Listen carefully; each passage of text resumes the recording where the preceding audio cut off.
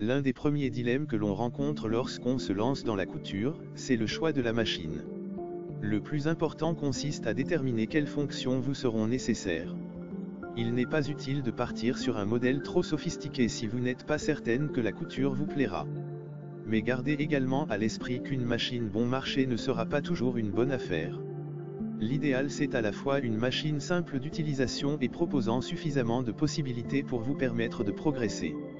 Pour bien choisir sa machine à coudre, il est important de prendre en compte ses désirs créatifs et le temps que l'on souhaite y consacrer, occasionnel ou régulier, reprise, habillement, décoration, patchwork, broderie ou encore le type de tissu que l'on souhaite travailler. Vos projets vous guideront dans le choix de votre machine à coudre.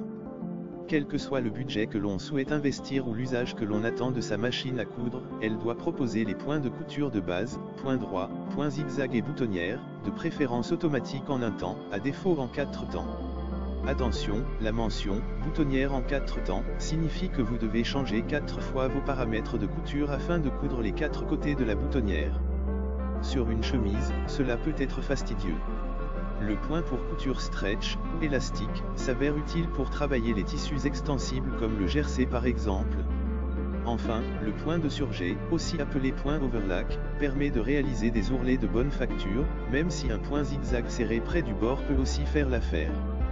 La machine à coudre doit proposer un minimum de pieds presseurs, ou pieds de biche, 4 dans l'idéal, un classique, un pour les fermetures éclairs, un pour les boutonnières et éventuellement un pose-bouton, pour cadrer les boutons.